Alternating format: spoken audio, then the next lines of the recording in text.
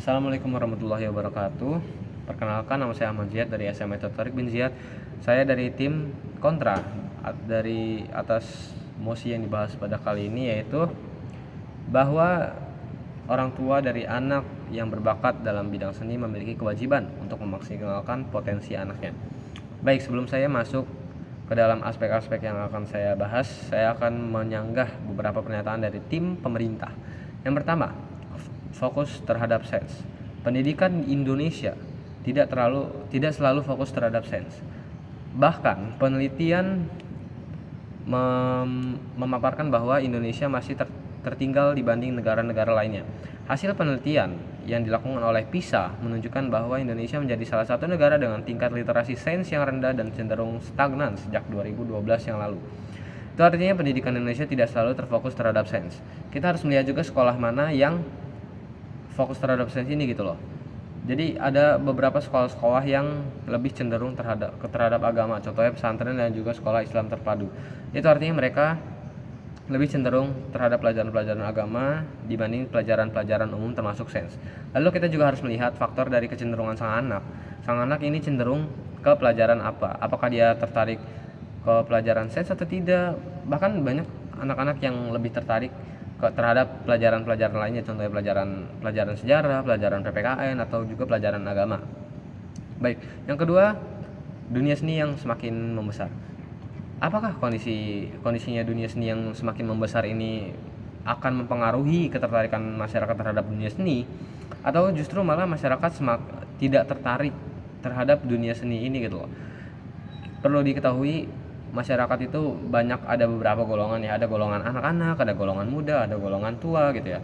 Kita harus lihat di sini bahwa masyarakat golongan mana dulu nih yang bakal tertarik sama dunia seni. Masa golongan tua tertarik sama dunia seni gitu? Tidak semua golongan tua tertarik pada dunia seni, ataupun malah sedikit yang tertarik dalam dunia seni. Di sini saya juga bakal sekalian menyanggah pernyataan yang menyebutkan bahwa masyarakat itu butuh hiburan. Baik, hiburan tiap orang itu berbeda-beda, khususnya golongan-golongan itu. Golongan anak-anak hiburannya seperti apa, golongan muda hiburannya seperti apa, dan golongan tua hiburannya seperti apa. Golongan anak-anak lebih cenderung menghibur diri sendiri dengan bermain dengan sesamanya. Sementara golongan pemuda lebih cenderung untuk pergi liburan ke tempat-tempat hiburan ataupun tempat-tempat refreshing lainnya. Sementara golongan tua lebih memilih untuk berhibur di rumah dengan menonton TV atau melakukan hal lain gitu. Yang ketiga, musik yang selalu diputarkan pada tempat-tempat ya. Memang musik itu sering diputarkan di tempat-tempat hiburan seperti layaknya kafe, mall dan lain-lain, tetapi perlu diperhatikan sebetulnya musik yang diputarkan ini merupakan hal yang turun temurun gitu loh, dan mengikuti ajaran-ajaran yang sebelumnya. Misalkan ada satu kafe pencetus memutarkan musik di kafe tersebut, itu artinya akhirnya pada ngikutin semua gitu. Jadi kayak tidak ada hal-hal inovasi baru gitu loh. Yang keempat, saya perlu menyanggah yaitu orang gagal tapi bahagia. Baik, gagal merupakan hal yang sudah biasa dirasakan oleh orang-orang begitu. Tetapi apakah gagal harus disebut sebagai kebahagiaan? Malahan banyak orang yang gagal bisa membuat orang-orang tersebut bersedih. Oke, saya masuk ke aspek yang akan saya bahas dari tim kontra. Itu saya akan menyangkat dua aspek, yaitu aspek psikologis anak dan juga aspek berkelanjutan. Aspek psikologis, di mana sang anak di sini disebutkan wajib memaksimalkan potensi yang dimilikinya. Apakah talenta sang anak termasuk dalam talenta bawaan atau talenta binaan, ataukah talenta yang muncul karena dipengaruhi oleh lingkungan? Kita lihat kenyataan di lapangan di mana apakah sang anak jika memaksimalkan potensi dalam bidang seni kedepannya akan berhasil? Masa depan tidak ada yang tahu ya saudara-saudara. Tidak sedikit orang yang memang memiliki potensi di bidang suatu bidang, namun dia malah bekerja di bidang lain, lebih memilih bekerja kantoran di bidang lain gitu ya. Contoh saja, saya punya kenalan yang memiliki ketertarikan kepada bidang seni sejak SMP, namun saat dia sekarang sedang bekerja, dia malah bekerja pada salah satu perusahaan asuransi di mana dia bekerja bekerja kantoran seperti biasanya gitu ya. Baik,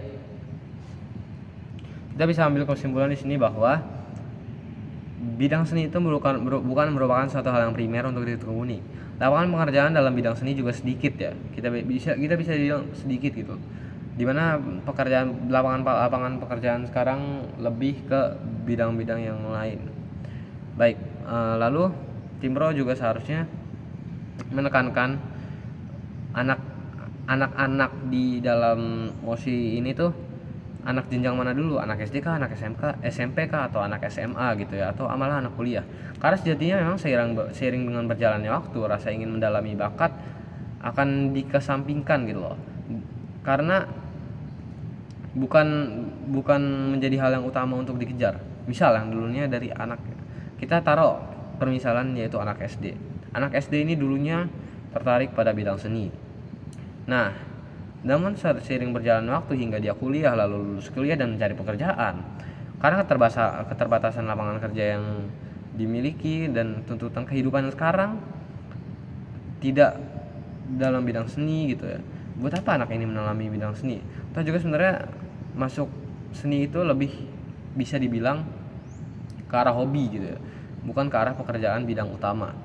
Jika permisalan dari Tim Pro menyebutkan anak itu adalah anak SD, anak jenjang SD, anak SD kan masih labil dalam pemikirannya. Jika masih labil berarti sikap kedewasaannya belum ada. Artinya kelabilan itu akan terus berlanjut sampai dia tumbuh pikirannya menjadi dewasa. Baik, kita berarti jika dari anak SD ini sudah dipaksa untuk tertarik dalam bidang seni gitu ya, otomatis apakah anak ini bisa, seperti yang saya bilang tadi di awal, apakah anak ini bisa lebih maju ke depannya, lebih sukses ke depannya? Tidak ada yang tahu ya, karena kita hanya berbicara tentang fakta di lapangan saja. Terima kasih, sekian dari saya. Wassalamualaikum warahmatullahi wabarakatuh.